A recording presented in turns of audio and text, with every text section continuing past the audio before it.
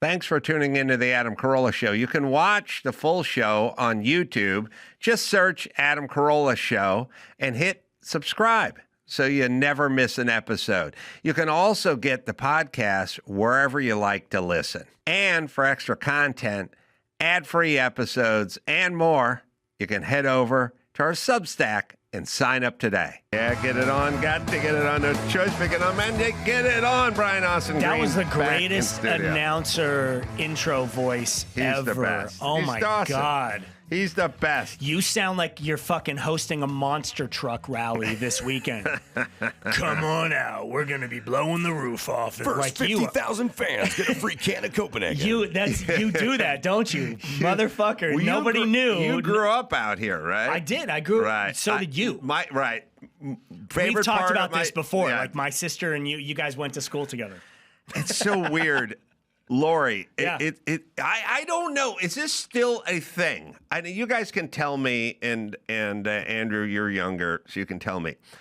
When I was in grade school and in junior high, you had to anoint a fox. Who was the foxiest chick in the school? You just had to anoint one in my grade school, and then when I got to junior high, there was like 3, and then when I got to high school, there were like 7. Wait, I need to choose? God damn it. We had to agree that there was a goat of a fox of a chick, and Brian's stepsister was the fox of Colfax Elementary. Yeah. And she was the one. Now, she wore the crown. You would use her as an example like you would use Brad Pitt now. Like if you're saying to some girl, don't worry, you'll meet your Brad Pitt. You don't mean actually meet Brad Pitt. Totally, yeah. But you'll date a Lori Kovac. You'll get a Lori Kovac in one of these days. One day.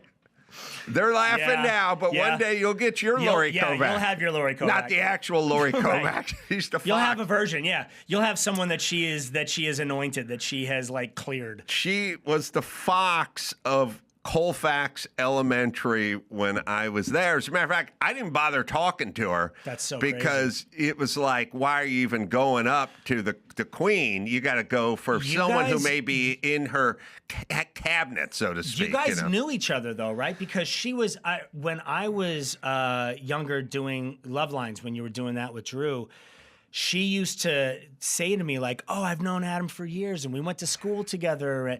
So I don't know if it was one of those like, yeah, we hung out things, or one of those like, hey, he's done really well now, so now I'm going to drop his name because we absolutely went to school together. You know what? I think there is a thing where, and I don't fault the people, my sister was explaining to me that my mom was friends with Carol Burnett.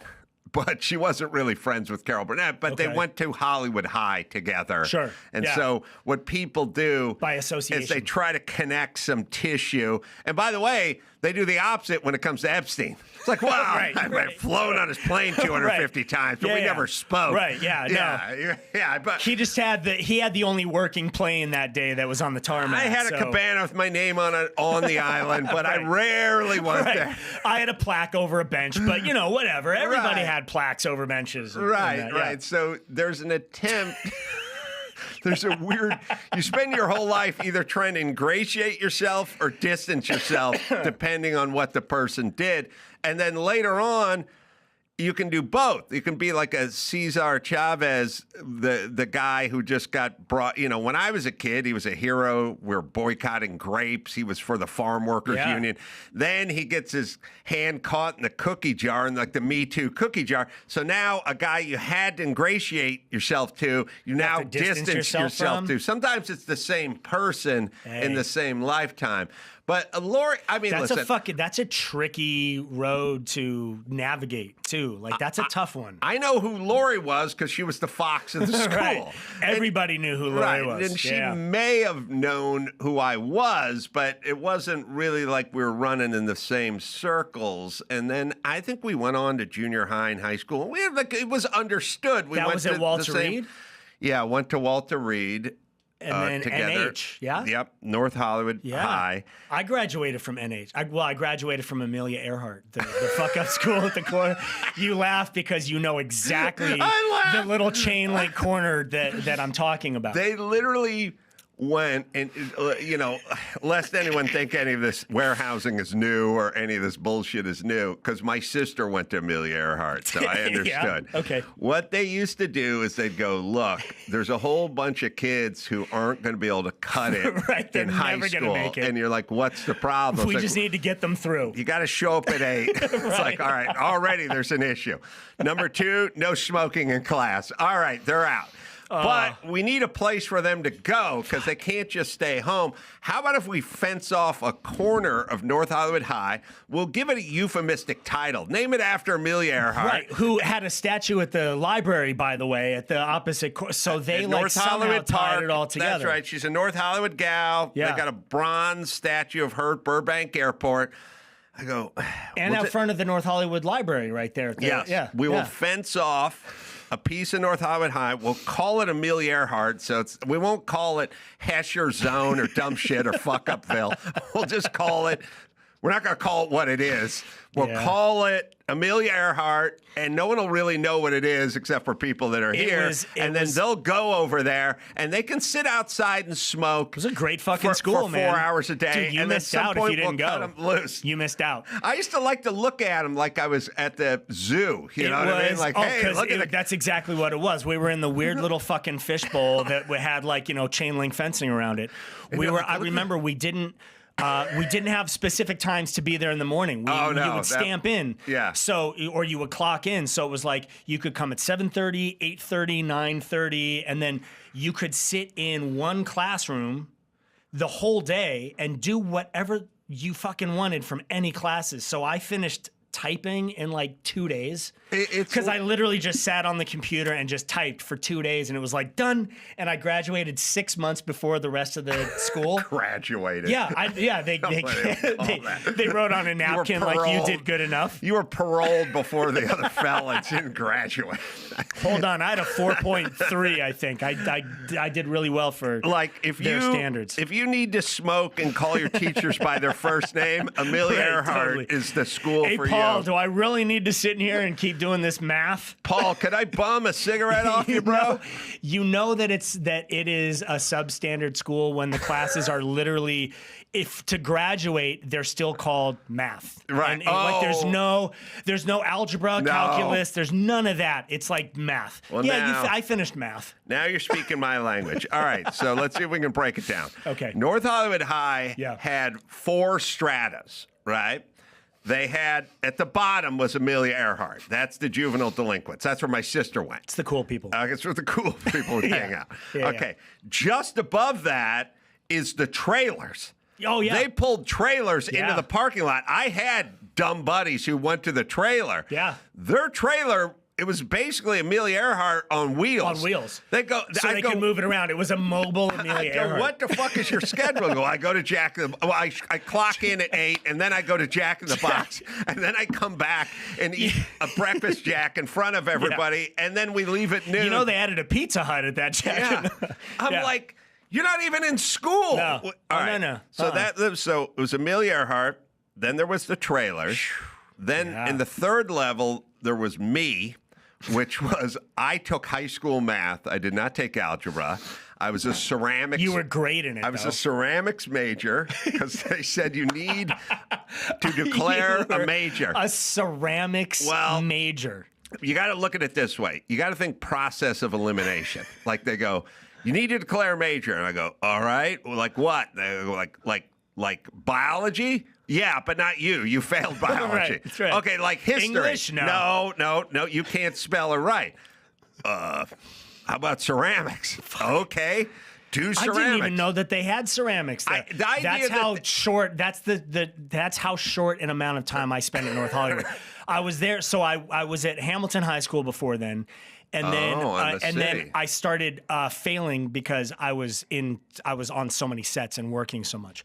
So then we were like, okay, well then we'll go to like a local, a normal high school that's right down the street. And my parents' house, we were in Valley Village. We were right there. Yeah. And so I went there, and it was like, no, this isn't lenient enough. Like this is I need more freedom. So but you failed because you're a winner, because you were making money, because you were on sets. I mean, don't know. you weren't me and Lauren Carolla who were just hanging out in the fucking valley doing nothing. I think that depends on the bar. I listen. Like, you were on a set. That's right. more than I can say I was for working anyone and making else money. there. So yes, I was winning that way. Where were you? What was your earliest projects? I did Knots Landing. I was 10 and a half. Wow. I was going to my elementary school was 32nd Street on the USC campus. So wow. I was in all like music academies. And then I started acting because I was going to school on the USC campus, and so student directors would come to our campus and pick kids for their like graduate projects. And How old were you when you started 90210? 17. Wow. Yeah. Still at Amelia Earhart or early graduation? No, so that was what pushed me to Amelia Earhart. I was like, I really need to excel in my education and finish it out on top. And so it was like, we were so busy doing the show. I was like, I really need something where it's, they just give me all the work that I need. I can just do set school and finish it. And it was my senior year. I used to do a joke because it was always funny that Bob Hope Airport or Burbank Airport, Hollywood Airport, whatever they're fucking calling it now, had a big bronze statue of Amelia Earhart right on the way from the security to the gates. Still there. Yeah, the same one they had in front of the North Hollywood Park. Yeah, library. Yeah. And I would always laugh because, first off, for anyone who's nervous about flying, she's not the poster child. And she was leaning against her propeller, which is a part of her plane that broke off missing. Upon impact. She literally has been missing since she... Nobody fucking raised their hand and went, let's put Jimmy Doolittle in here. Totally. Nope. How about Howard Hughes? Nope. We're going to put a bitch we've never seen again. She got into an airplane. We never saw her again. That's who's going to do it. Yeah. She's going to be the face of air travel. But then I realized no one under 40 has any idea what that statue is. Oh, no. No. So there's so many people I realize return to Burbank and they're telling someone to meet them and like, meet me by that statue of the dude leaning on the paddle. The dude. The short hair guy. The dude with the paddle. Yeah. Give me that one. Meet you there. I love that they literally like people pass that and they go, yeah, what is that thing that he's fucking leaning on? Like they don't even know what a propeller is for a plane anymore. I literally, who'd I say? Oh, Natasha Leggero. Natasha Leggero, the comedian. Sweet, dear girl. I was doing a TV show. She was doing a TV show. And we're just talking like in between takes. And she said, literally, she goes, I did this thing like I'm a celebrity, get me out of here. And I had to take this little itty bitty miniature plane out in the desert and take it all the way to whatever in Africa or something. And I said, oh, it was a little plane. She goes, yeah. I go, was it like a prop plane or a jet plane? And she goes, what's the difference? And I go, what's a prop plane? Wait, what do you mean? No, prop plane, like with a propeller. She goes, yeah, I don't know. I go, no, but one's a jet and the other's a prop. Right. She goes, what's the difference? You can look out the window and see the difference. I know. She goes, I don't know. Nobody knows. Nobody. I go, what do you mean nobody? But by the way, if anyone wants to know life, this is life. This is life. I go, wait a minute. You're 50 years old. That's insane. You don't know what a propeller and a jet? Crazy. She goes, no, I don't know. Crazy. Right then, segment producer chick comes walking up to us. And I go, hey, Rebecca, this is insane, right? She doesn't know what a prop and a jet is. She goes, huh? I go, she doesn't know what the difference between a prop plane and a jet plane. She goes, what's the difference? I go, wait a minute, you don't know either? And then they both look at you and they go, now you're the fucking weirdo. This is aging, man. This is like, right. I remember when I was younger, my parents would have these conversations about how everything has changed and and I remember sitting there thinking like, God, you're fucking old. Like this is, and now here we are. Old man talking Carolla. About stains and woodwork. Oh, and yeah. DIY. Well, the last time I spoke to you, you were getting into it. You're building a coop. Well, I was because it was COVID. Right. What other choice did you have? Right. You're building something at your house because you're fucking stuck in your house. Like there was no way out of it. I've encouraged people to do this for a long time, but I don't know anyone who decided to sort of get busy with their hands and projects and DIY shit who ever regretted it. They're always Never. super happy they got into it. Gardening, any of it. Like people, people do not understand how special life can be when you get into that. And I didn't understand as a kid. Yeah. I was like, oh, that's the lamest thing I've ever. Yet, whenever I had people doing like any work at my house, I was the asshole that was up at like 6:30 in the morning with a cup of coffee, just standing and watching them build stuff. And I know now they were thinking like, this fucking dude just like, he's just like he's staring a hole through me as I'm working. I'm so so nervous doing it. But the appreciation now that I have for those moments, and I just built a pergola in my backyard. Nice. Because we had bought one last summer when it was really hot, and it was only the shitty ones were left. Like literally everyone went on Amazon and bought all the best pergolas. So we ended up with something that had like a solid, like it wasn't even an attractive one, but it was like, we need some shade. And then the winds that we just had that were between Christmas and New Year's, they blew because I never actually screwed the pergola down to the ground. I was like, fuck it, it's heavy, it's fine, whatever. I get it. Wind blew it into the pool. Server lava. Yeah. 4x4 posts? No, it was aluminum. Oh, They were aluminum posts. Oh, So you're talking those about buckles- the kit. You're talking about the kit. Yeah, so But those then buckles, you built a pergola. So then, so I had to break that thing down, and then I went and bought 6x6 posts. 6x6. Yeah. Oh, I went for it. Yeah, that's meaty. We're Bell Canyon, man. Like we're heavy winds at our house. You bought 6x6. 6x6 posts. And did you stain them up or something? Stained them up. I did a full mount to the ground, so they've got like the full metal mounts. Really nice. I did all like really nice metal hardware on it all. I think I have. You know what? I think I have a picture of it. Pictures of the pergola. Oh, of course I do. I'm so fucking proud of this thing. And I'm going to search for these while we're talking. yeah, go ahead. But it feels good.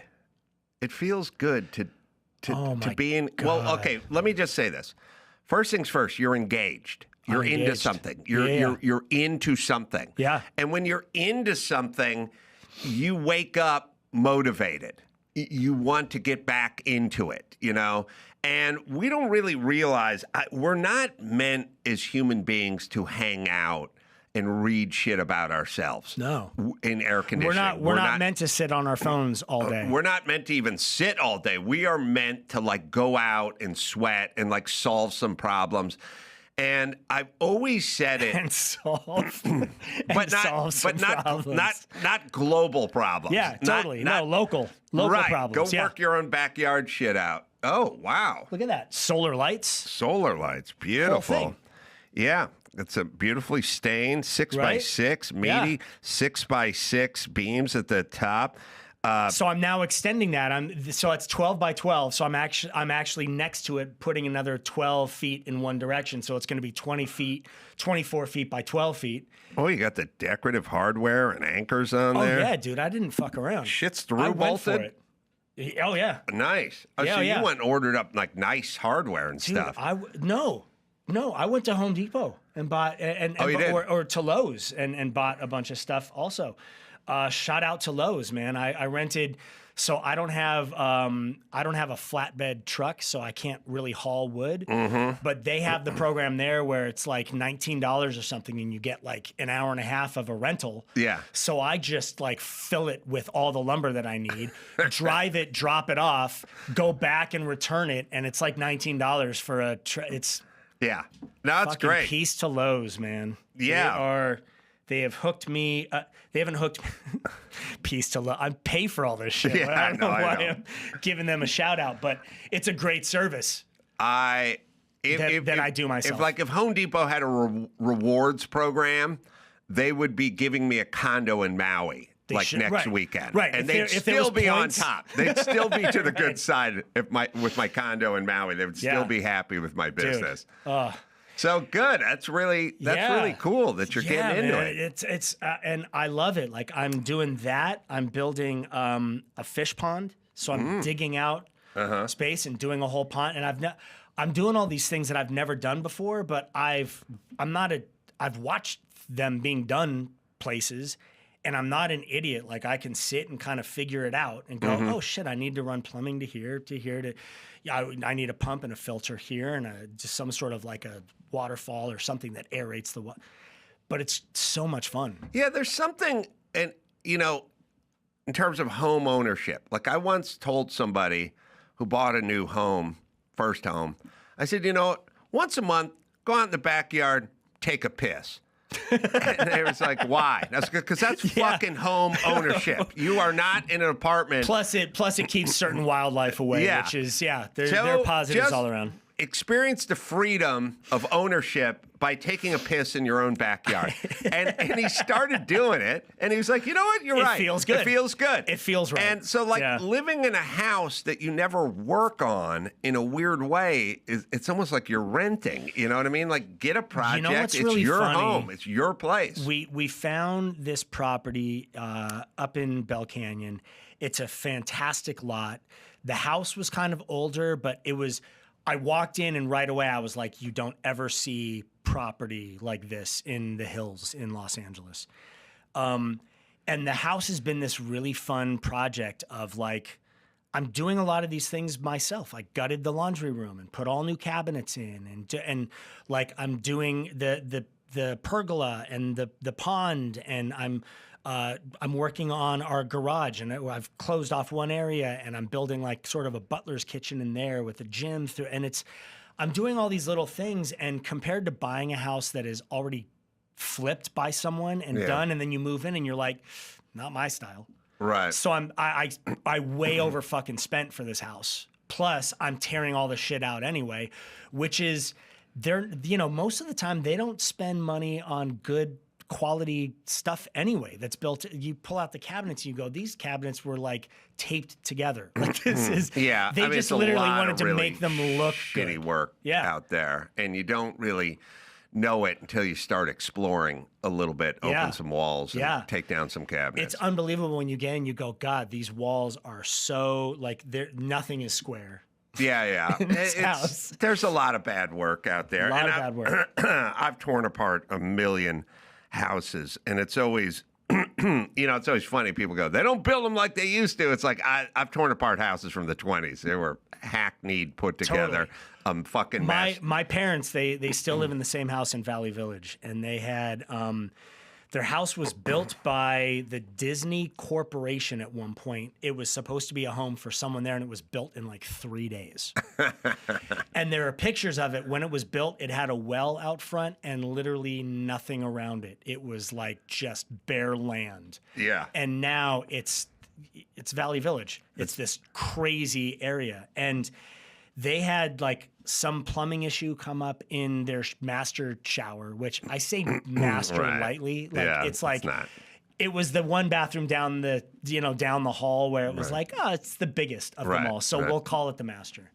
And so they had to tear the tile out of the main wall, and 2x4, like plumbing was just sort of run everywhere, and it was like just pieces of stuff that they could grab to piece it together, and it was insane. It was built by Irish alcoholics. Like people drank at work back then. It wasn't really frowned upon. You tear apart an old house from like the 20s, you'll see whiskey bottles like stuffed in the crawl space and in between the walls and shit. Like I've found insulation. They'll go, oh no, this is great. Plenty of bottles in there. So I grew up in Valley Village too. I love that they call it Valley Village now. Like it's called North Hollywood. They changed the name so the property values. They could really juice it. The post office says North Hollywood. My parents bought their house in 1972 for $35,000. 72. All right, let's have a cheap ass house off and now value battle Valley Village style. Okay, go ahead. Yeah, 72. They bought for $35,000, and at that point, my dad was like, "Whew, 35, that's big money." Oh man, I don't know if this is going to be tough. I'm a musician. The last time it appraised for 1.4. 1.4.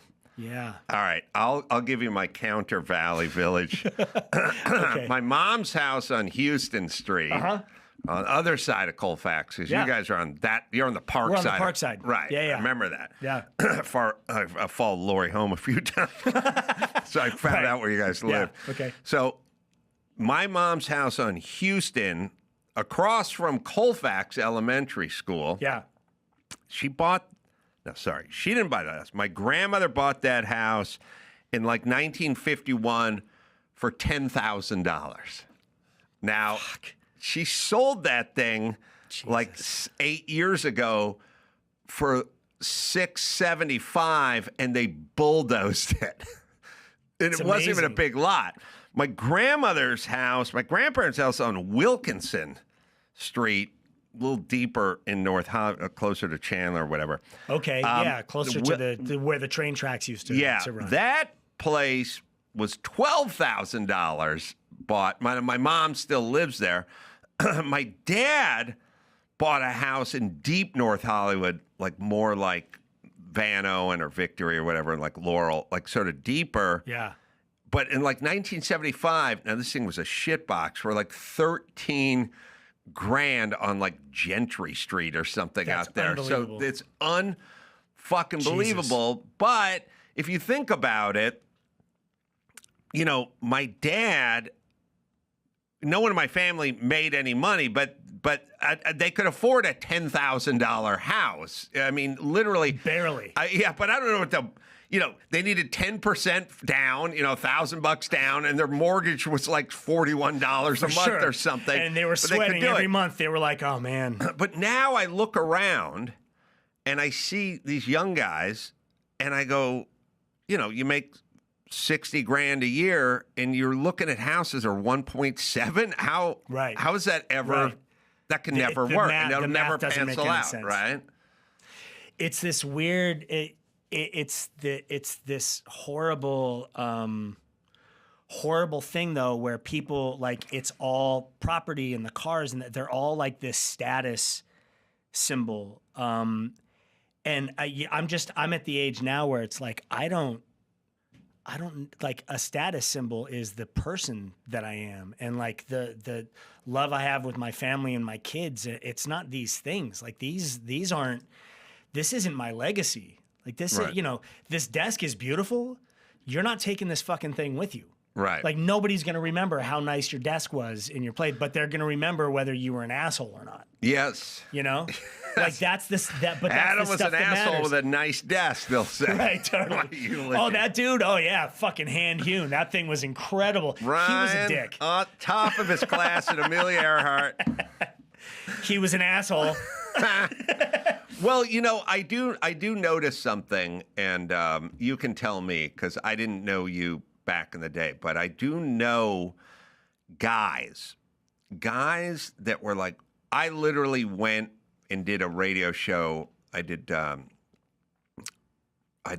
Frank and Heidi's show yesterday on KLOS, and Frank, who was formerly kind of douchey to me back in the day, was super nice. And I've had that with a lot of guys. They were kind of douchey back in the day, and they're not douchey anymore. Like they're really nice. And I have this theory that guys get nicer and women get crazier as they get older. But the dudes, and I don't know if you've known this or this has always just been you, but there's so many guys who I really didn't like that much when they were 33, and I like them now at 55 a lot. Wait, was that me? I don't know because I didn't really fall know. into that? I didn't know 33 space. You seemed like you had potential for douche, but I didn't know you back then, so I don't know. I've never had potential for douchiness, but Well, you have great potential. I mean, you look good. Everybody You're on has potential. 90210. You're in LA. I think so. The thing that's changed for me as I've gotten older is I have more of an appreciation for the simple things in life. I've always, though, loved having real connection with people and that. But as I've gotten older, like I've gotten way more secure with myself. Guys fucking age later in life. No, like, the midlife crisis. Well, some of it is just the testosterone goes down a little. It's like every bully from high school, when you go to the 30-year reunion, they're totally cool. They're the nicest They're guys the nice ever. guys. And you're like, geez, I don't want to. Oh, God, I hope Chet Wheeler's not here. That guy's a prick. You know, Right. Then you see him. He's got a little bit of a Totally gut. not His at hair all. standing Yeah. out. He's like, hey, bro. And you're like, His hugging hair. him and He stuff, doesn't and you're even like, have hair. What It's great. happened to Yeah. Chet Wheeler? All right, let's take a quick break because we're going to Okay. bring Nick Leisure in, who I right. know is the director of Golden, and we'll get into the movie. We'll do a little less pergola talk. A little Why- more movie wait, talk. no. Some Wait, pergola talk. no, let's keep the bar A dusting high. of pergola. Yeah, with some, always a dusting of some pergola. movie plugs as well. We'll do that right after this. Morgan and Morgan. Well, I've known people that got hurt in accidents, and it wasn't their fault. And they tried just to tough it out. No lawyer, no help. Just hoping the bills and the pain would magically sort themselves out. Spoiler alert, they don't. And that's where Morgan and Morgan come in. Morgan & Morgan is America's largest injury law firm. They've recovered more than $30 billion for over 500,000 clients. That's a serious track record. If you're injured because someone else is negligent, well, you deserve to be paid.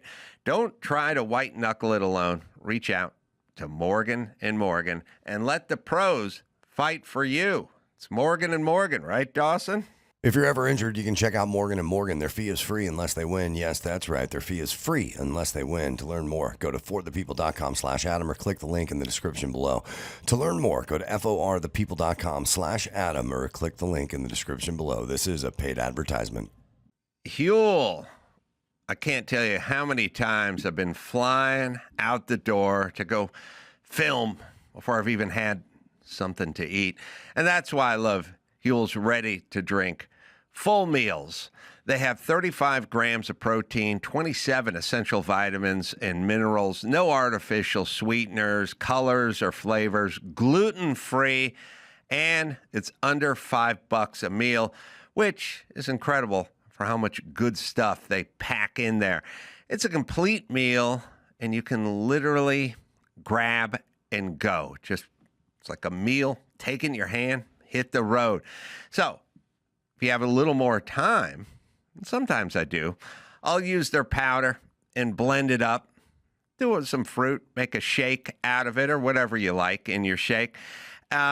If you're trying to stay consistent, this combo makes it stupidly easy. It's Huel. Right, Dawson? Limited time offer. Get Huel today with our exclusive offer of 15% off online with our code Adam15 at Huel.com/Adam15. New customers only. Thank you to Huel for partnering and supporting our show. Brian Austin Green, Honey back in that in voice. studio. That is unbelievable. Director Nick Leisure here. Golden is the name of the movie. It's in theaters now It is. and VOD. Very exciting. Watch the trailer moments before we started the show. Well done. Thank you. It looked like you a watch really it? good movie.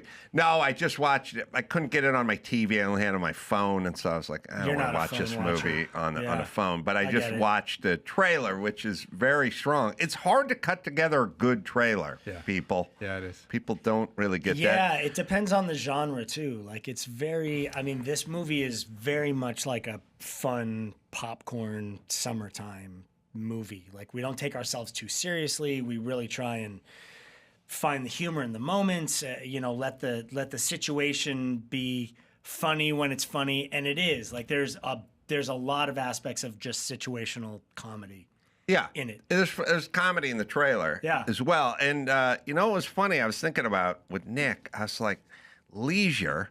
And then I thought about the actor, David Leisure. Mm-hmm. And then I said, are they spelled the same? And they said, yes. And then I said, they must be related, but no relation. No relation. No. Not at all. Not at all. No. Just there's two Leisures. And that's apparently. It. I did, and not related to Leisure World. The place. Okay. Right. But or a leisure suit. Or that a leisure suit. Yeah. I did have a weird moment when, like a year ago, I was driving, doing some comedy club, and it was way on the other side of town. I've got parts of L.A. There's parts of L.A. You live in L.A. your whole life, and there's parts you've never seen, you never go to, you never go down that street. Every day. Have no, it's on Hawthorne Street. I'm like, I don't even know where that is. And then I look at maps and I go, oh shit, yeah, I have to go somewhere on Monday, next Monday for work, and I'm like, I've never I don't even know where that area is. I And I looked passed. at my map on the map, and it was like, oh, it's like 3 blocks away. Like, it's the craziest. I was driving down the street. I looked up and I saw a big sign that said Leisure World. And I realized I've never seen Leisure World. It's a retirement. Is it a retirement? I thought Leisure World was like a RV. No, sales it was a thing. retirement. I thought it was outdoor furniture. It's a retirement villa. But finally, because every football coach I ever had in the Valley would yell, "Gentlemen, we're not in Leisure World." Like, it was, you were 9 years old. We're not. You were doing push-ups. You're right. And they were yelling, "We're not in Leisure World." And when you're 9, you're like, I don't know the fuck. Right. Where is Leisure Yeah. World? When you get older, you're going It's to a think about me retirement because you're going to, community. Yeah. when you're like 90 and you're sitting And in I'm Leisure in World. Leisure World. Yes. So, how did you guys come together on this project?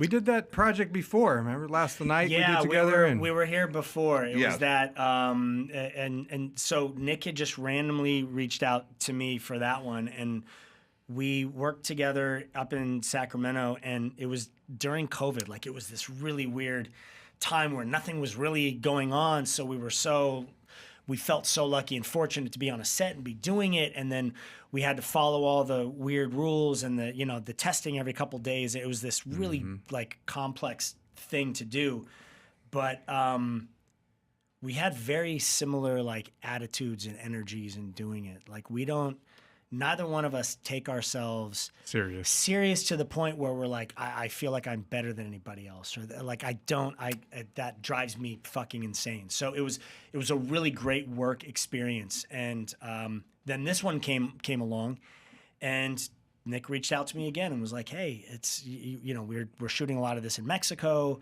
It's going to be this really sort of fun run and gun kind of thing.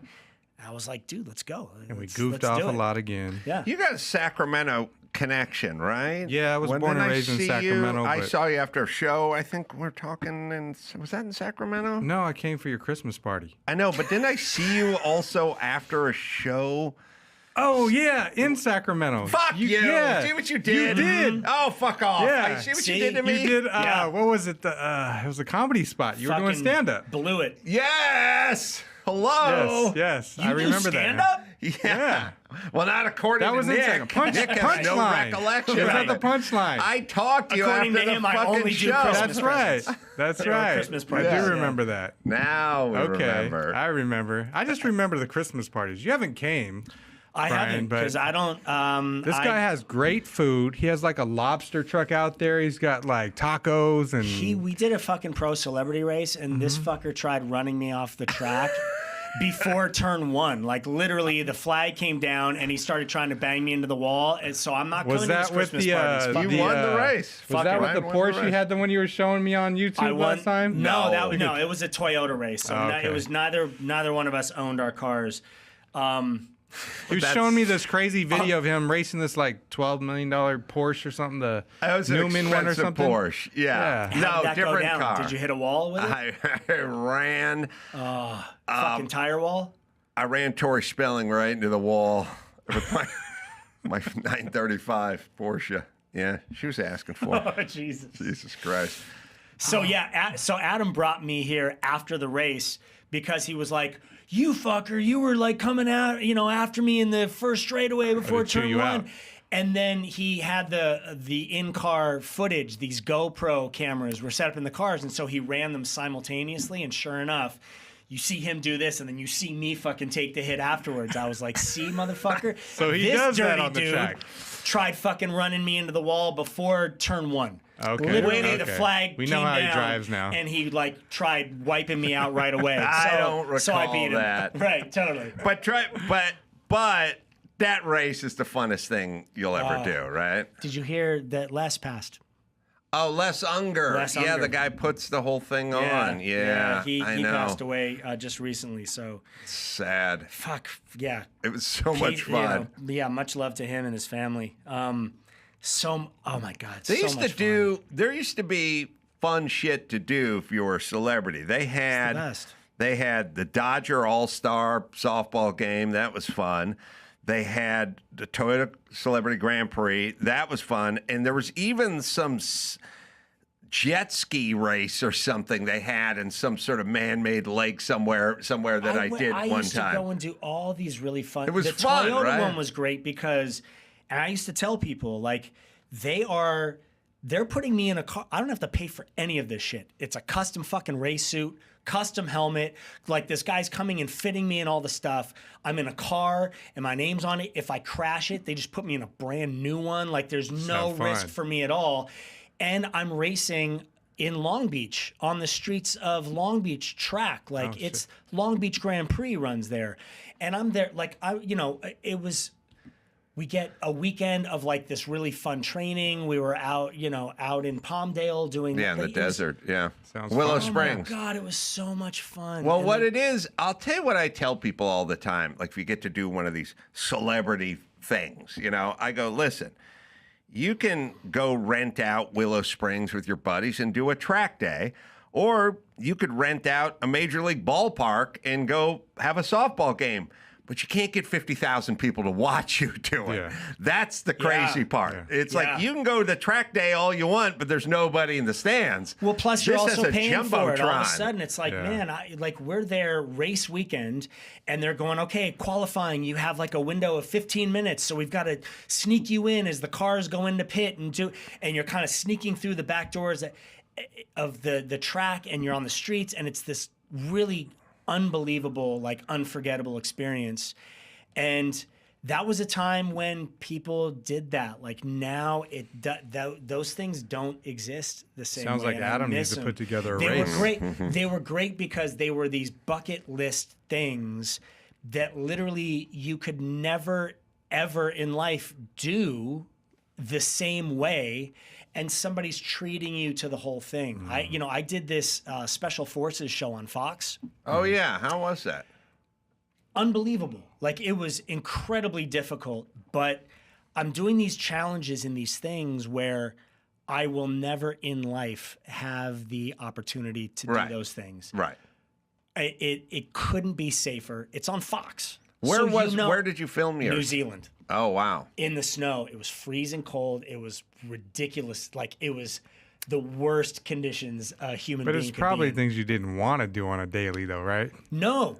Crazy shit. The challenges were, I would get to all of them, and it was just, I was so excited to do them. I was like, absolutely, I want to, like, shimmy across two metal poles, 275 feet above, like, a stream. Absolutely. Yeah. Like, all these things. Give me the harnesses and the stuff. I want to do all of it. Live it, like having to live in it because it is this fully immersive experience. That was the hard thing. You're living and sleeping in these barracks that are just, you have to do everything in pairs. They come and they work you out at 1 o'clock in the morning. Like it is just. How long did you last? For 3 days. What did that mean? Out of the 8 celebrities you finished? Like Dr. Drew did it and was out, the first celebrity out. He was out, but he was out for medical reasons. Yeah, he dehydrated or something because he was in the desert. He was in the desert. They were in Jordan for season 1. Oh. But they don't take care of you like a celebrity there, right? No. So that's the thing that is hard, is it's shot like a documentary. So you show up and you're in it, and there's no camera crews, there's no director, there's no producers, there's no coffee breaks, there's none of those things that you would want. You are living in barracks.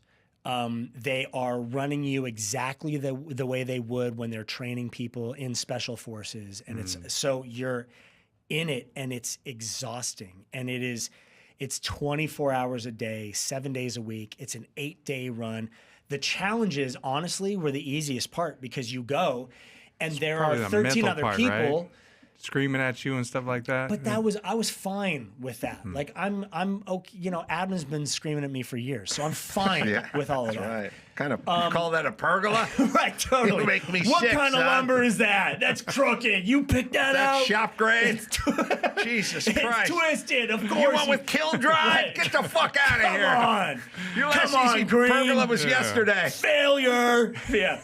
So, no, you get to the challenges and you get to sit back for a minute and rest because other people are doing the challenges. So that's the one time where you get to kind of sit and chill a little bit. You can't talk because they'll come and yell at you in your face. Did everybody do the same challenge though? Everybody, So you got to and watch other people and it fail? wasn't like you could be voted out. You could literally fail all of the challenges. It was just about lasting the entire 8 days. But people after a couple days would go, I can't do this anymore. Like it's too mentally and I just physically feel like exhausting. if you saw other people do it though, then you could kind of plan and go, okay, I saw how they fucked You up. think right? that, but when you're in like a frozen lake, there are these challenges where it's like it doesn't. There's no advantage to going last. Like you can. There are certain little tips and tricks you can pick up in watching, but for the most part, the challenges were fucking hard challenges. Was there one that was, what was the scariest or the most intimidating or daunting None of of the them. challenges None of them were for you? scary. Honestly, the hardest one for me was they used a chainsaw and cut a hole in a frozen lake, and we had to go in. And then while you're like trying to get control of how cold you are, the night before at like 1:30 in the morning, they came in with a list of things to remember of like this. So you had to, they would ask you, you know, what does the R stand for in relative? Like it was these challenges and you're like, oh my God, I can't remember. I'm like barely breathing right now. It's so cold in this water. Yeah. That was the hardest thing for me. That's interesting. And Plus being in my 50s, like my memory sucks anyway. So then it was like, okay, now you're, you know, like a lion is trying to eat a steak off of my leg and you're asking me to remember these things. yeah, the cold dunk is tough because your body kind of goes into a little bit of a panic mode. Yeah, your brain isn't working clearly. Like you're not, you know. You didn't do the whole Wim Hof thing beforehand to try to prep for it? The breathing. The Oh breathing? no, you couldn't. No, because you're already in the cold. You have your change of clothes in a backpack, which then you know you've got to go in the water in your clothes. Then you have to go into this warming tent that they've set up and change your clothes. And it's not warm. There's like, you know, a coffee can with fire in it. So it's like Starting It's out. not freezing. It's not freezing, right? You're not going to like die of hypothermia as you're changing. And then you have to put your wet clothes in a wet pack and a whole thing back in your bag. Like it was no joke the whole way through.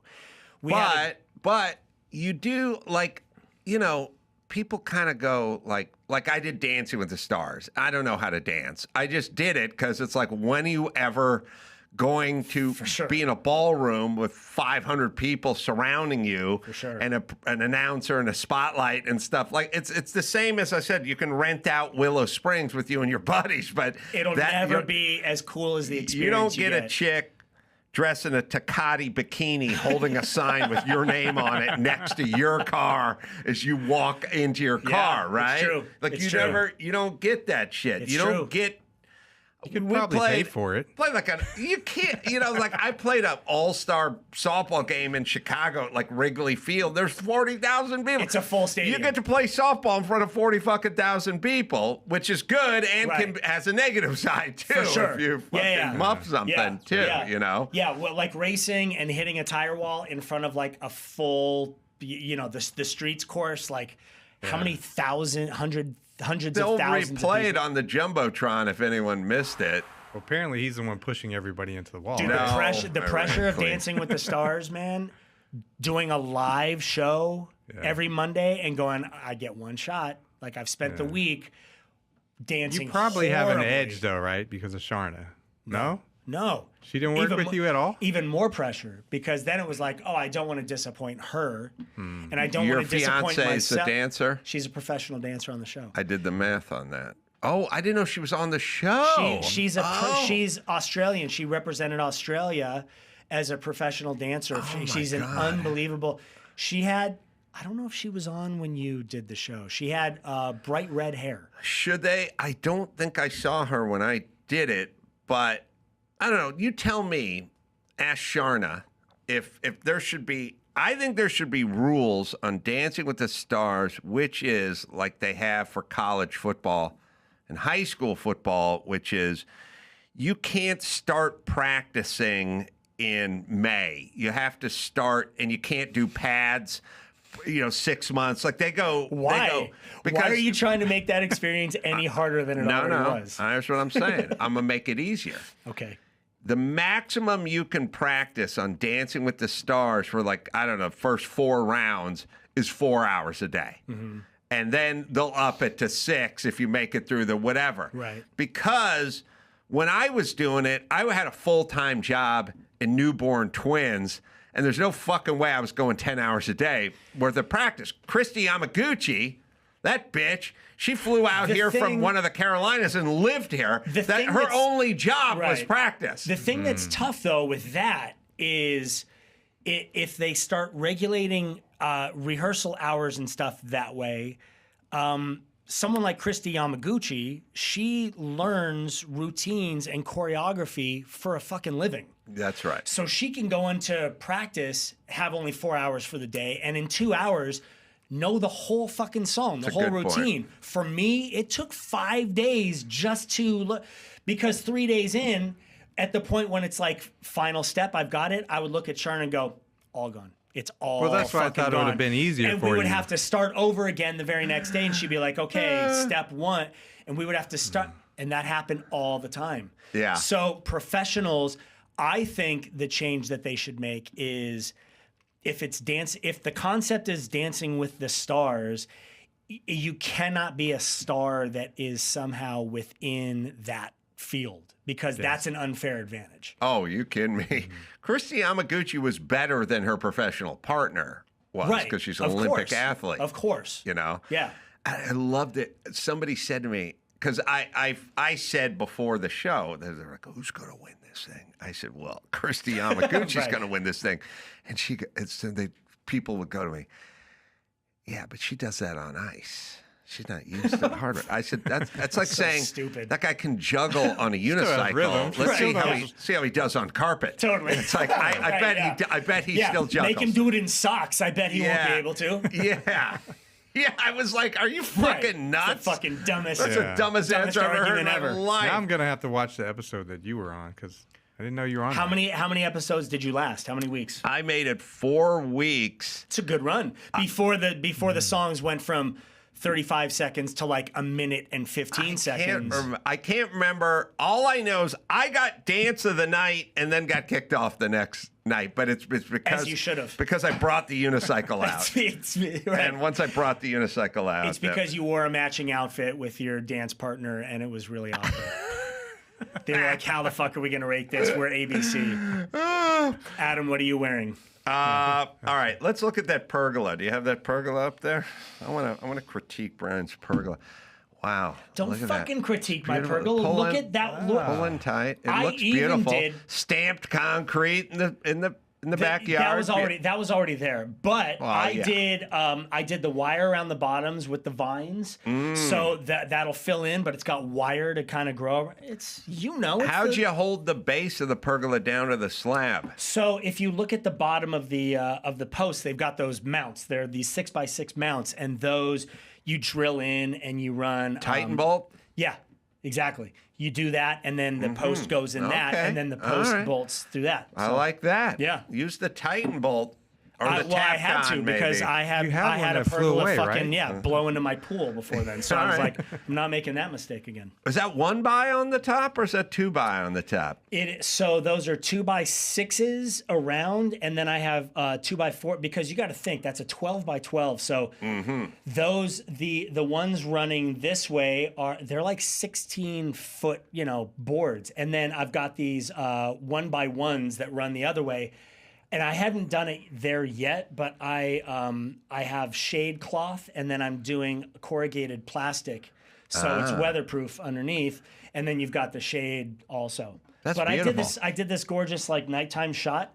That shot on an iPhone. Fucking word to Apple. Nice cameras. Beautiful. Yeah, they did a really good job. Ah, man. Yeah. That is, I was going to make fun of it, but I can't. You beautiful. sure as fuck can't. And then my playground just past it. I did.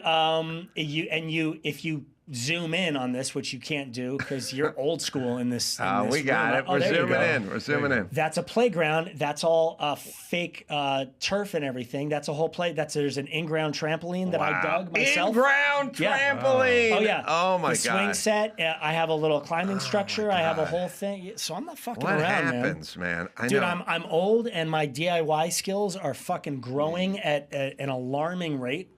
Wow. And now I just need to get my monster truck voice together, and I'm fucking winning.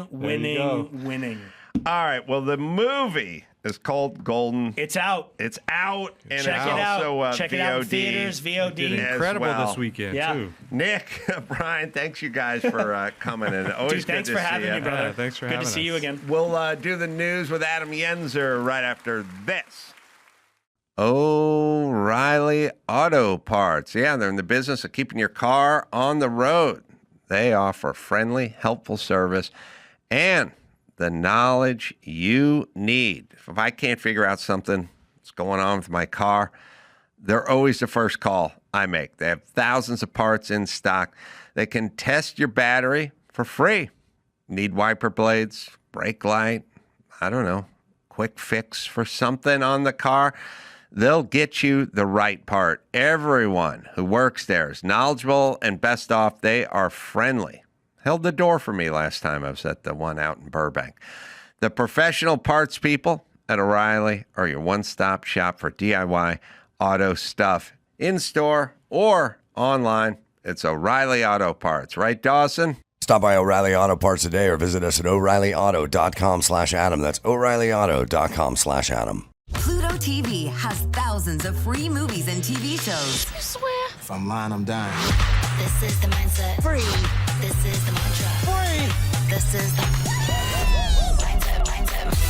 With movies like Interstellar, Dreamgirls, and Gladiator. Are you not entertained? And TV shows like Survivor, SpongeBob SquarePants, The Fairly Odd Parents, and Ghosts. Pluto TV is always free.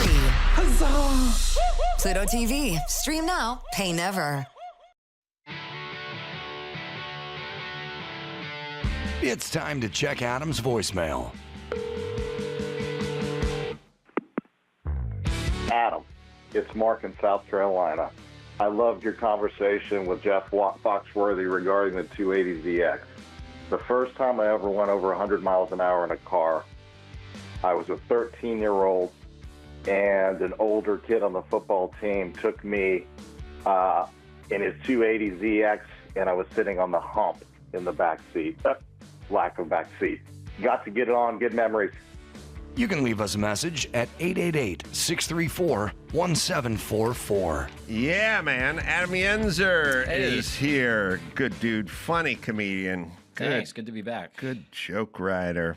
Got his dry bar special out there. You can look for. What's the easiest way to find your special?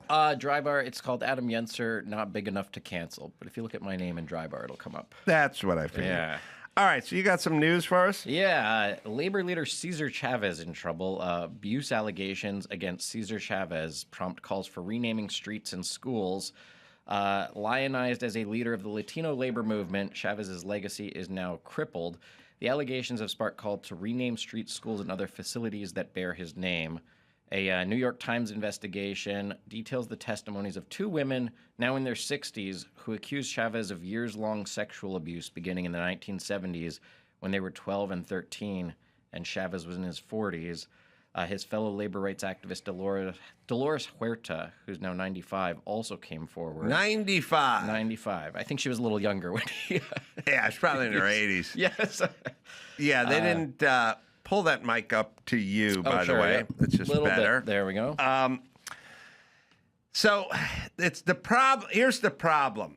If you got a group with a large group to pull from, as far as heroes go, Yeah. then you can toss heroes because there's always a backup. You know, so we white guys, we have a pretty big pool, right? We can cross one off and move to the Right. next So one. we go, you know, Joe Paterno got caught up in man. this. All right. Well, I'm you know a what? Penn Bring in Neil Armstrong. We'll use him. I'm a Penn State guy. I was hoping he would come Yeah, up. sorry. I had to bring him up. No but my worries. whole point is we can get rid of half the founding fathers. We still got Abe Lincoln. Yeah. Never know. Mexicans, They don't got a deep pool. They're not a lot of heroes over there, right? Well, they ran out of them for the Modelo commercials. Right. They used them all up in the Modelo Now commercials. they're on to the fans. Right. So Cesar Chavez was one, like I'm from LA. And so you guys had Antonio Villaraigosa, who was the mayor of Los Angeles for what felt like 300 years, who's a fucking retard, who failed the bar 4 times. Failed it 4 times and then didn't take it a 5th time, by the way, because he figured out he's too fucking dumb to pass the bar. And we made that guy mayor of Los Angeles. So you guys don't have a lot of heroes. You have a retard who used to be the mayor of Los Angeles who now works for, he works for like Nutrisystems or something, Herbalife or something like that. He's a fucking loser retard. All right, so you only have a handful of winners. It's sort of like with the Mexicans out here, at least. Now, look, you maybe got your Pancho Villas or something wherever your homeland, but I'm saying on this soil, it's slim pickings. Yeah. Like the only people that are... They can't change it to Pancho Villa Boulevard and Pancho Villa High School. The only people that really have slimmer pickings than the Mexicans are the Japanese. You guys got... You got Yoko Ono and George Takei, the 2 biggest fucking idiots I've ever met. Like the 2 worst artists on the 2 biggest complaining assholes on the fucking planet. And those are your 2 most famous Japanese is that. Yeah. That's all you got. Mexicans tough. Mexicans tough too. Like sometimes they'll do that thing. Well, they'll go, there are plenty of influential and famous black female inventors. Yes. There's Marjorie Johnson, she invented the ironing board. Like, okay, that's... By the way, every table's an ironing board. Yep. No one invented an ironing board. 10 minutes after well, what about the guy invented peanut butter? Okay, that ain't a lot. It's that and windshield wipers, I remember. Because they were always... When I was at the Ellen show, she would always want to do monologues about all the things women have invented. Yeah. And every time we researched it, it was the same 5 things come up on Windshield Google. wipers. It's By just the way, every single thing is always the same There's list. a couple things. They invented... So-and-so's Mickey Dolenz mom from the Monkees or whatever. Someone invented whiteout. That's another female thing. That's you putting white nail polish on typos. That's not... And also... Things like windshield wipers. Mm-hmm. 10 minutes after a car was invented 10 minutes after the invention of the windshield, the first day it rained, somebody thought, it's not like we wouldn't have windshield wipers today. It wasn't an industrial and by the way, leap. and let me tell you, a woman invented windshield wipers. A woman told a dude to make windshield wipers. There should be something that moves the water, and then the guy fucking did all the work. That's what happened. So it's very slim pickings for the Mexicans. So they took Cesar Chavez and they turned him into a folk hero. Like it went big. Now I'm from Southern California. And remember, my mom was a hippie and Cesar Chavez was a leader, a labor union leader for the farm workers of whatever. Farm workers, And we had a boycott of grapes. Look it up. There was a grape boycott. We boycotted grapes. That'll learn them. In like 1974 or something. There was a grape boycott like 1974. And I remember my mom going, we're not crossing the line. Like, we're not buying grapes. Yeah. And how old were you at this time? I'm 8 or 10 or whatever. Like, we're doing a grape boycott. And I was like, 74, grape boycott. But I was like, all right, Mom, but we're also boycotting steak, air conditioning, pork chops, my own fucking room. Like, I feel like going to Disneyland. What other boycotts am I unaware of that we will not cross the line? We're boycotting Oreo cookies, Jell-O instant pudding, Captain Crunch. We're boycotting lunch meat. We're boycotting, evidently, there's a lot of shit the Carollas were boycotting back then. Grapes officially, the grape boycott, part of the Border United Farm Workers, UFW, movement by Cesar Chavez. Dolores Huerta, oh, that's the one, was substantial efforts, blah, blah, blah. So I remember the boycott. Now, so here's the thing. Here, I got mixed feelings about Cesar Chavez because on one hand, I'm not down with having sex with the underage girls or the rape or whatever he's accused of. On the other hand, he used to use the term wetback all the time. And I'm you're very pro that? Yeah, I gotta kind of go like, dude, you know what I mean? You got to separate. You know, it's like Hitler's bad, but he did love his dog. Yes. You know what I mean? And so this guy's a serial rapist, but he said wetback all the time. And I was like... Now, maybe they could, on all the signs, just instead of renaming them, they could put a little asterisk. Yeah. And then at the bottom of the sign, there's a long descriptor of what, We're going to we need approve that. and what... People think he was some sort of hero and pro immigrant. He wasn't. The people in the union were the people. So this guy did not want illegals coming across the border, swimming the Rio Grande. Thus, he called them wetbacks. He did not want that because they would undercut his union workers. He wanted the farm workers here. The farm workers here, for the sake of argument, we're getting $5 an hour to pick grapes. These guys will do for $3 an hour. So he didn't want it, which I know the guy's a hero to the left, but he's kind of making Trump's point. All right, here we go. Sorry. I find it very interesting. Would you say that it's, at this particular moment, as important as any of the other problems facing the union? Oh, yes. In the last 3 weeks, the last 2 weeks, it has become an emergency for us. Well, there's an awful lot of illegals coming in by the hundred, by the thousands. Our people are not only in some of the crews where there's now strike breaking. Some of those crews are 100% illegals. Outright, openly, with no attempt to disguise it. And so it's so bad now that we estimate 60 to 70% of the farm workers in California, of the resident worker, of the citizen, is out of a job because of the wetbacks. They're coming in by the thousands. Just snuck that wetback in there. So again, even a broken clock is right twice a day. And now, from your analysis, do you think, I feel like these allegations just came out in the New York Times, but I feel like there's always rumblings that people kind of know there's something shady. Like, people know that beforehand. Do you think that because the Mexicans don't have a deep well to pull from, maybe Biden opened the border because they were like, if we bring 3 million of them in, we're going to need to replace one of these heroes soon? There's an element of, look, Martin Luther King, had some extramarital affairs. They don't really talk about that often. You know what I mean? So there's an element of protecting, your guy. Yes. But again, blacks have a deeper bench to go to. Yeah. And they don't. But the Mexicans, they don't have a deep. I mean, it's Mario Lopez, I guess. Got to be a top fiver. Like what? Where? Mario Lopez High School and Mario Lopez intersection. Well, listen, I know Mario. He's a fucking family man. He's a good dude.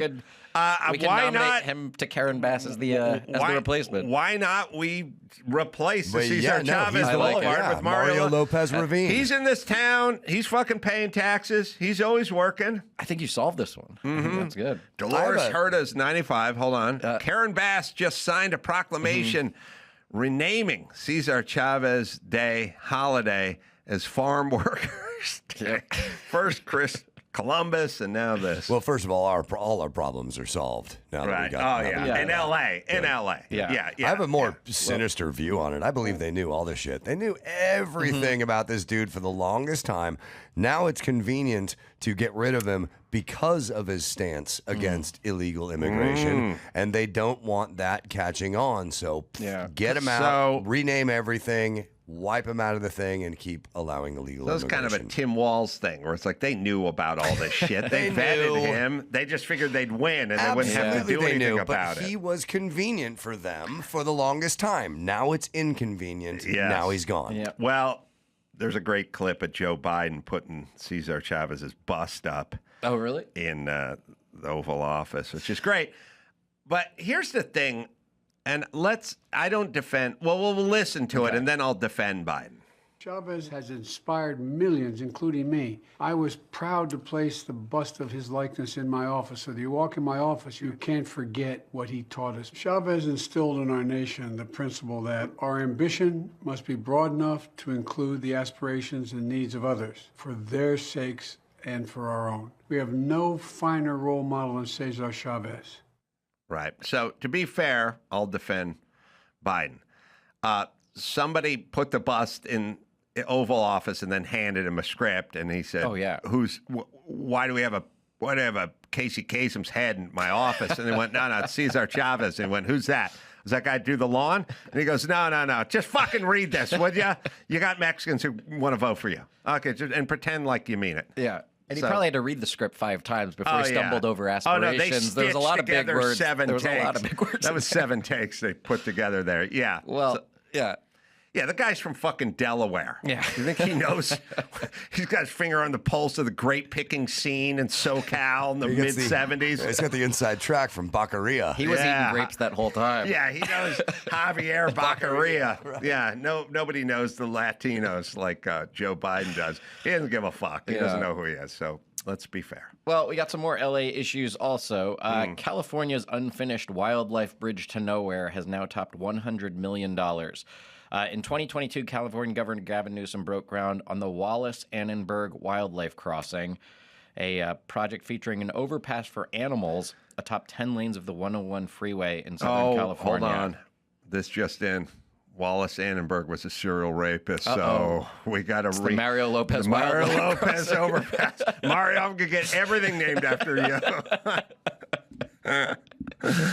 I looked it up. So Wallace Annenberg, she's a philanthropist that started funding this bridge, but clearly she didn't fund enough of it to pay for it. I don't think you can get your name on it anymore if taxpayers are covering $54 million worth. But, well, it's over $100 million. It's just like a dirt bridge that goes over the 101 that any normal person would go, that can be built for the price of like a medium-sized house in Reseda. Yeah. And yet it's over $100 million, which is just shows it's all grift and graft in LA. Everything's insane.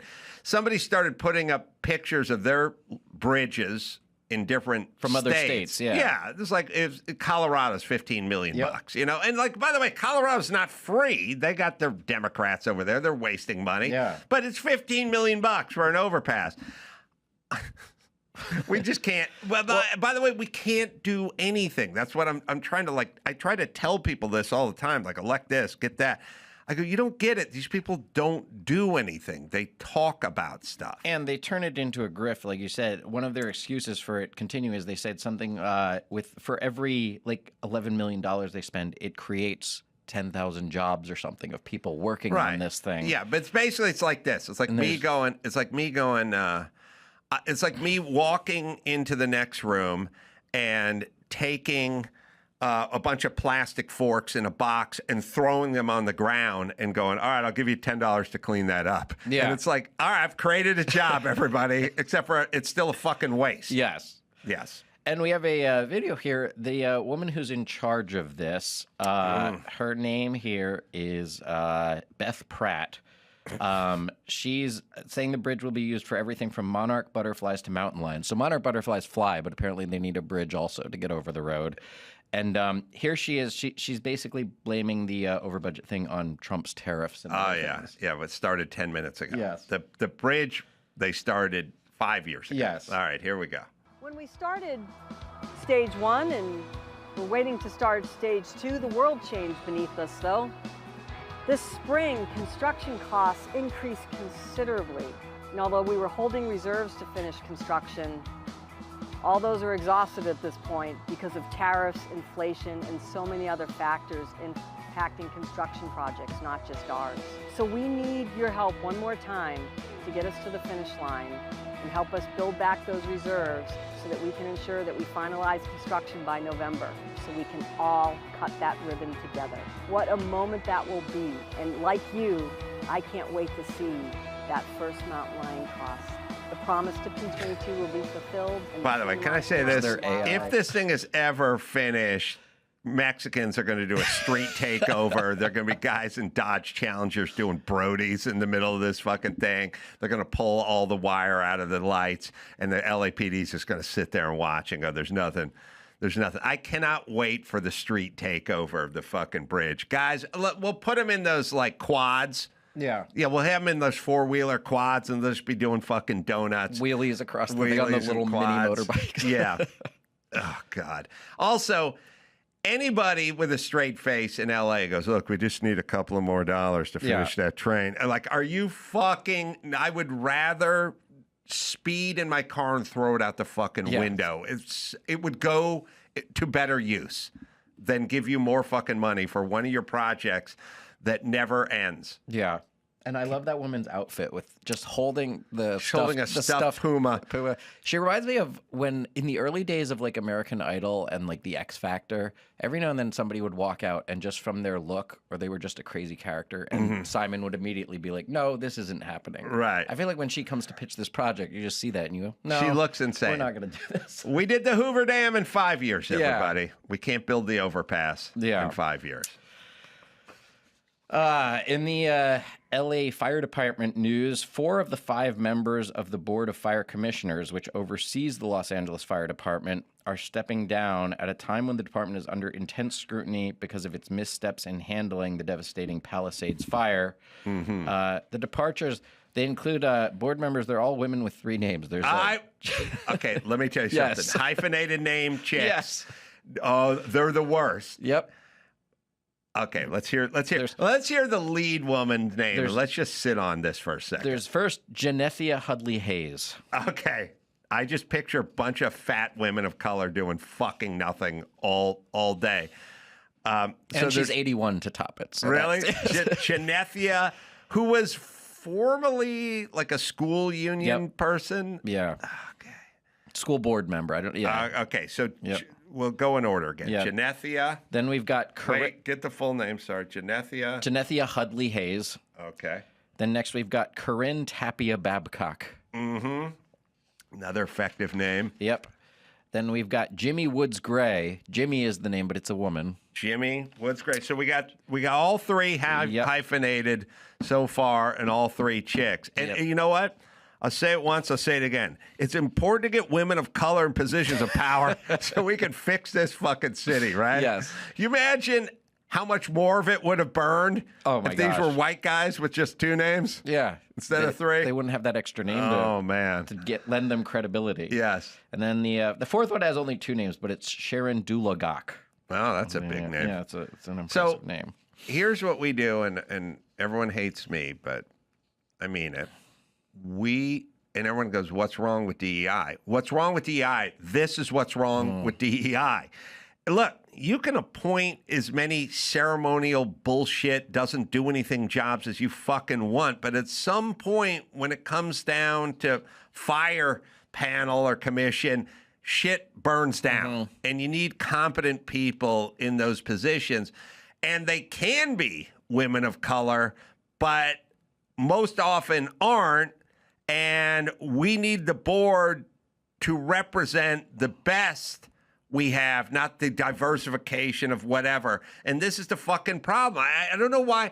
It's not a racist thought. It's just a meritocracy thought. Now, listen. All the ceremonial bullshit jobs you guys create, knock yourself out with the fat black lesbians. Go nuts. But when it comes to real important jobs, then we need boring white guys or fat black lesbians who are really good at fire prevention. Who are qualified or have done it before. Right. Like one of the things they suggested as these commissioners were leaving is instead of 5 to expand it to 7 and include an active duty and retired LAFD member. And it's like, how is that not already part of having someone who knows what they're doing? What is their title again? It is the Board of Fire Commissioners. Right, but nobody who's ever been in a firehouse. No, there's a school board member and a fat black lesbian. So fucking... Here's what I'm saying, people. Eventually, people die with your bullshit DEI stuff. Eventually. Again, it doesn't... Look, you let the chick on to the campus of Harvard, even though her SAT scores weren't as good as the Asian chick, and toss the Asian chick off. Nobody dies. But you give them these kind of important positions, and yes, people get killed. Also, and I'll play you the clip. People forget about this. We played it right after the fire. This is totally insane. What is this dude's or chick's name? This is our position, I guess. LAFD. I can't read. Assistant chief. All right. The assistant chief of the LA Fire Department is a large brown woman, and she's going to sit down and give us her feelings on fire prevention. You want to see somebody that responds to your house, your emergency, whether it's a medical call or a fire call, that looks like you. It gives that person a little bit more ease. Pause it. First off, that's an insanely racist thought. It's insanely racist thought. And I think there's a lot of projection. I think a lot of black and brown people are actually racist, and they think we invented racism, so we're going to have this kind of racist thought. I have no idea and no thoughts about the color or even gender of the person that shows up to my house. Yes. I just want them to show up. And by the way, I would half the time a fire department shows up, it's like the middle of the night and you're asleep and stuff. And like, they've got full gear. They have full gear it's and an it's dark emergency. They've got their outside. you don't know whether they look like you or not. Yeah, so... and you don't care. If they're qualified, then... Right, although I would prefer a dude if I need to be carried out of the house. But anyway... And in good shape, not a bulging body under the fire suit. So not a fat broad. But anyway, she's going to explain that you want a person that looks like you. It's also... The insinuation is like... Well, a white fireman is going to help a white guy, but he's not going to help a black guy. And a black fireman might not help a white guy. It's like, are you fucking nuts? Get your badge, take your oath, and do your job. No one cares. All right, but here it is. Sorry.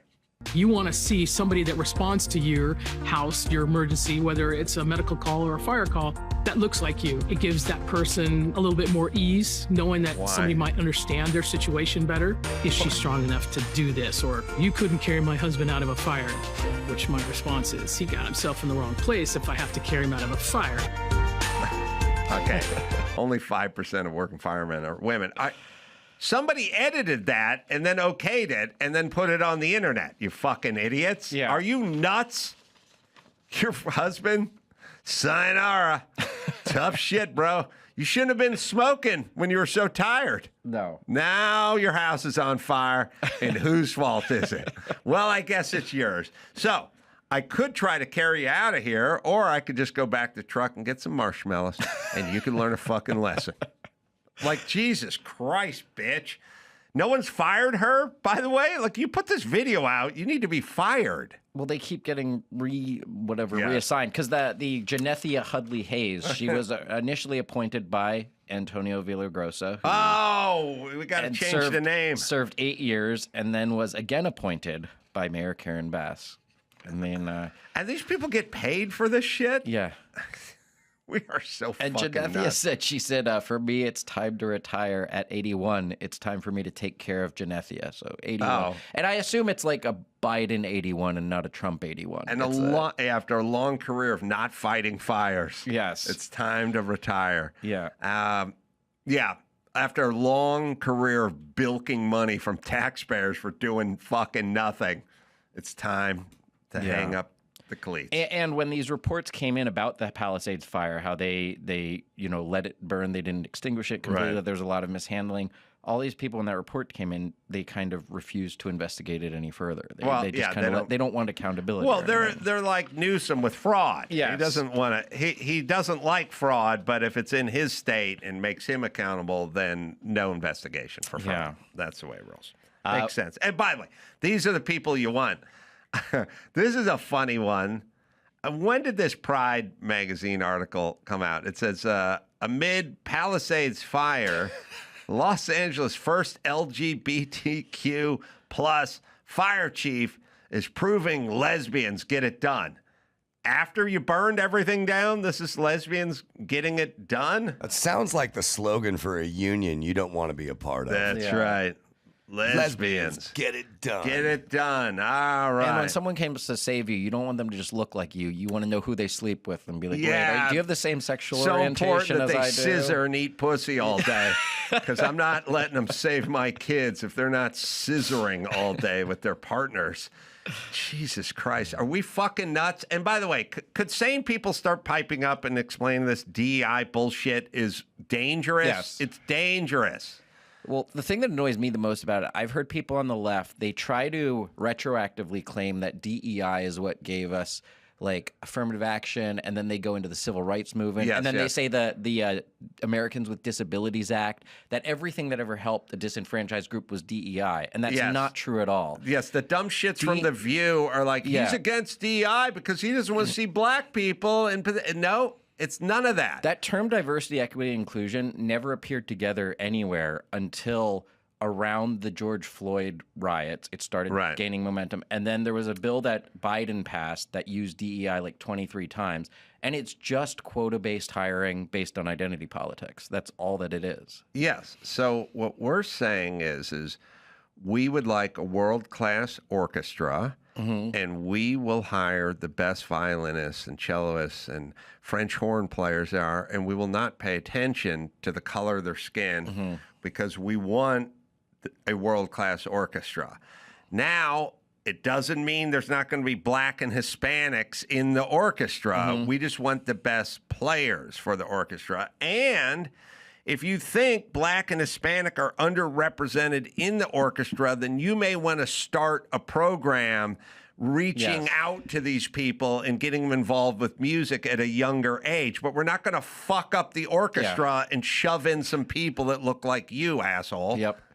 And then because of intersectionality, it became even worse. It even disenfranchised some of those people. There was a project I was working on at the time, and they had a big DEI department. And I tried to recommend a black friend as a writer, but they said no because it can't be a straight black guy. Yeah, that's And I right. recommended a gay guy, but they were like, no, it's a white gay guy. You need to have all the right intersectionality, genderqueer requirements to fulfill the role. It's sad. And like I said, when it's the orchestra or a sitcom, people aren't dying. But when you start getting into positions like fire chief, then people die. Yep. Yeah. All right. What else? You mentioned fraud earlier. There's first there was the daycare center fraud in Minnesota. Now there's a CBS investigation.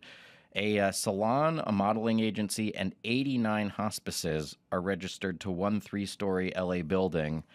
The Merabi Professional Medical Plaza, a 3-story, 32,000 square foot stucco and glass building, is home to 89 licensed hospice companies. 89. Yes. This particular building, patient advocate Sheila Clark said, I noticed this particular building, and I'm like, dang, how can there be that many licensed and certified hospices in this tiny little building? It's something called clustering, which is grouping large numbers of hospice offices together, and it's basically a way to, fraud the government out of benefits and funding for these companies that may not be actually there. It's so insane.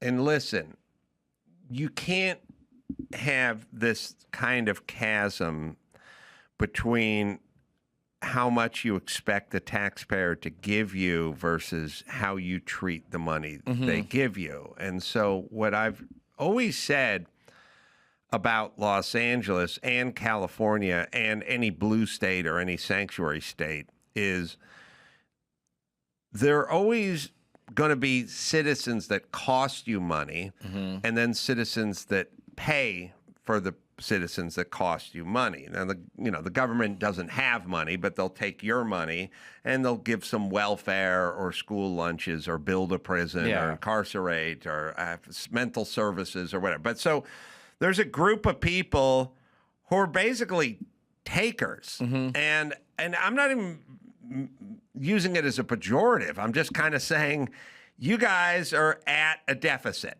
Yeah. You know what I mean? It's like saying I have an employee, he eats a lot of food, he doesn't really get much done, and he steals supplies. It's like, okay, well, that person is a negative on your business, and then there'll be ones that come in early and stay late and do the work of 3, and that's a positive. And so what you hope for is like the one guy's doing the work of three can kind of spackle over the guy stealing the supplies, but it'd be nice to get rid of that guy at a certain point. And so LA has a thing. And by the way, the takers, the criminals or the people that are on welfare or the people that are, their chronic back problems that are on disability or whatever, you need to, first off, let's not make them into heroes. These are takers.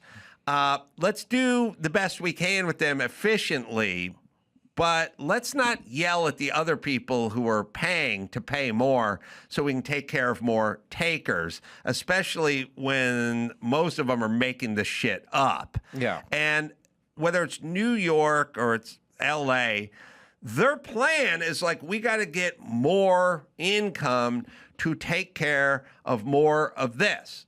And my answer is you're already at the top of the fucking heap in terms of taking income from citizens. You can keep going higher, but like according to my math, people living in California 15 years from now will take home 25% of their pay, and the other 75 is going to you guys. So I don't like where this is heading. We're already at about 50-50 federal and state. So let's work on the money that's flying out the window with all the takers. And nobody's saying take the person with polio and shove them off a cliff. We're saying take the person who's faking polio, and there's a lot of them, and let's see if we can stop that bleeding. And then you won't need to keep coming after us for more money. But their only solution is come after the creators and the people doing the work of three and see if they can get them to do the work of four and pay no never mind to the people that are taking all the money, which is, it's insane, but it's also really super nervy. Like if you think about it, like it's like literally just going, like, could you imagine your parents with a straight face going, look, your brother chooses not to work. He chooses not to do chores. He doesn't want to do anything. And we're already taking about half of your allowance and funneling it over to your brother. And you're like, where is he? I don't know. He's probably playing video games and eating taffy right now. Why doesn't he work again? Don't worry about that. We're at about 50%. What we're looking for is about 60%. So we can channel more. How about you go talk to the guy? And maybe you can do more chores to earn more allowance to give more of it to him. How about you talk to the guy who's not doing anything? Exactly. And also, you're welcome. Yes. Like, instead of yelling at me, I'm not paying my fair share, I'm not doing enough chores, how about you go find the guy who's not doing any chores and go fucking talk to him? And you have the taker side like that. And then the government agencies that oversee all this, it's the same people that go over budget on bridge projects and stuff. You mentioned New York. There was a study that came out this week. I think that it's New York City spends as much per year on each homeless person as a family makes in a year. Right. That's how much money they're pouring into just every homeless person. It has to go that way because it's not their money. They're spending your money. It's always going to work that way. So they're going, and now Kathy Holcomb, who appears to be an idiot, is like now trying to get her high dollar people not to leave. Yeah. And she's like saying, come on, do the right thing. They're like, fuck you, I'm going to Florida. Like, your business plan is chasing off the people who do the work of three and do all the chores. Your business plan for this house is alienating the son that does all the chores and getting him to move to Nashville and being left with the fucking flopped out son, the flunky who does nothing. Yeah, that's your strategy. We lose all the billionaires and we keep all the homeless, basically. Right. That's your plan. Yeah. I don't know why no one has really seemed to figure that one out. And also, Mendami or whoever, you thinking rich guys are going to do the right thing? Rich guys already pay half their income for shit they don't use. Yeah. So do not try to guilt them.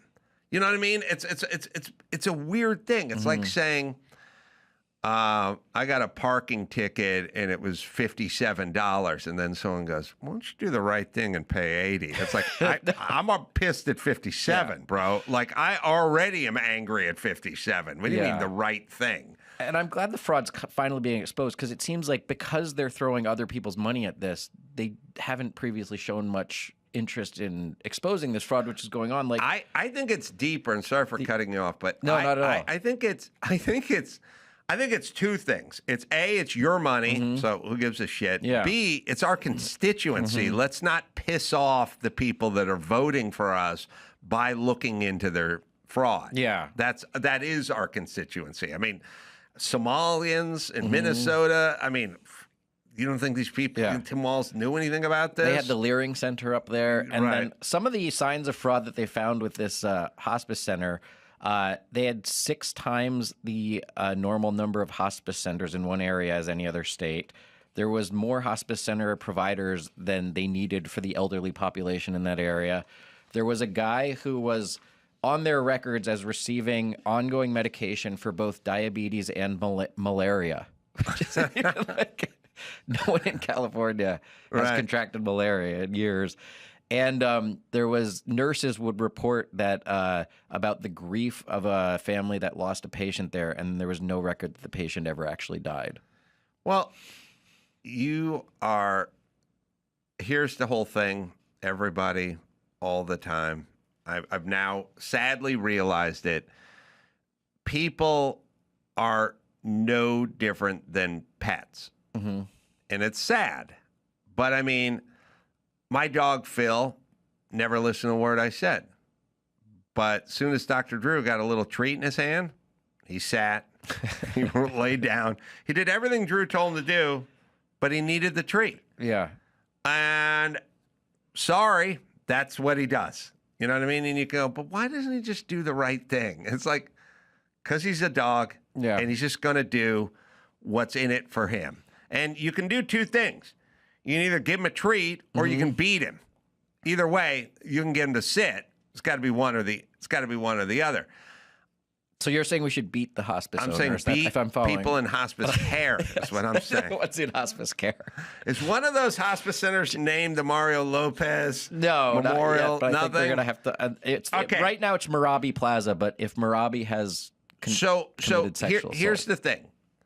We can either dream of a world where on Halloween you leave the big plastic pumpkin on the porch and you put all the M&Ms in there and all the peanut butter cups. You put a little sign that says limit yourself to one. Limit yourself to one. Yep. We can dream of a world where every kid who walks up just takes one and walks away. Or we can take a guy with a fucking shotgun and have him stand next to the pumpkin. The dream of the world part, I was with you. Yes. Except for first guy comes in and takes the pumpkin. So that doesn't work because it goes against human nature. The kid is not a criminal. He may not even be bad. He just looks down, sees a pumpkin filled with peanut butter cups, realizes he loves peanut butter cups, looks around, and helps himself to all the peanut butter cups. That's called the human condition. That's how adults are. And you just need someone there to beat him. We need somebody to beat them. No, that is. So when you start all these programs, immediately they get abused. And they get abused in a weird way. They turn decent people sort of into criminals. Like anyone who gets divorced, you take your ex-wife who was a decent person before the divorce, you turn her into a horrible criminal. Yeah. Essentially, like an immoral person, like someone who's like will take all the money and do whatever, like a real disappointing person because the law turned her into it. And they go, well, is this person a thief? No. But if the law is on their side, then they're going to take as much of your shit as they can that they didn't earn. Oh, we got Hochul. Oh, okay. New York governor told Trump voters. Oh, this is it. Told him, yeah. Do I have a clip of it? Sorry. The era of Trump and Zeldin and Molinaro just jump on a bus and head down to Florida where you belong, okay? Get out of town. Yeah. Get out of town. Get out. Take your wallets. You don't represent our values. Their values. You are not New Yorkers. Hold on. Hey, bitch, we pay for your values. We may not represent. We don't represent getting illegals abortions or sex changes, but we fucking pay for it. I love it. By the way, she's a fucking dope. She's awful. She's a dope. And you can't have dope. Again, DEI and dopes in positions of power. So anyway, 2022, she's telling all the Trump people to hit the bricks. But now this is her now. Sorry. Being conscious of the facts that I need people who are high net worth to support the generous social programs that we want to have in our state. Right? Now, there are some patriotic millionaires who stepped up. Okay, cut me the checks. I mean, just if you want to be supportive, but maybe the first step should be go down to Palm Beach and see who you can bring back home, because our tax base has been eroded. All right. So she doesn't have any money, but by the way, we don't share your values. What the fuck values are you talking about? Run the city competently and don't let my values are, I don't want Palisades to burn down. I don't want New York to go broke. Those are my values. What are your values? Oh, it's the LGBT plus community. Okay. Yeah. So run everyone out. It's so retarded. And by the way, chicks do it all the time. They go, Elon Musk, you're a dope. You've never done anything. Get out of here. It's like, okay. Yeah. I'll take me and my 700,000 employees. It's 5 different companies and rockets and electric cars and AI. Yes. All right. This Friday and Saturday, Norfolk, Nebraska, at the District Event Center. 2 shows. Early show on Friday is pretty much sold out, but there'll be shows Friday and Saturday, late shows and that kind of stuff. You go to adamcarolla.com. Link it. I'm going on Sunday, by the way. Just go to adamcarolla.com for all the live shows. What can I plug for you, other Adam? I got canceled news on my YouTube channel. I will be at the Junkyard in Simi Valley April 11th, and I'll be at the Kenosha Comedy Club with Yakov May 29th and 30th. By the way, Junkyard's not a gig. He's picking out a new master cylinder for his Toyota. I am. I got to be digging. Pulling one off a RAV4. Hopefully an audience will show up to watch. All right. Until next time, it's time for Nick Leisure and Brian Austin Green and Adam Yenser saying mahalo.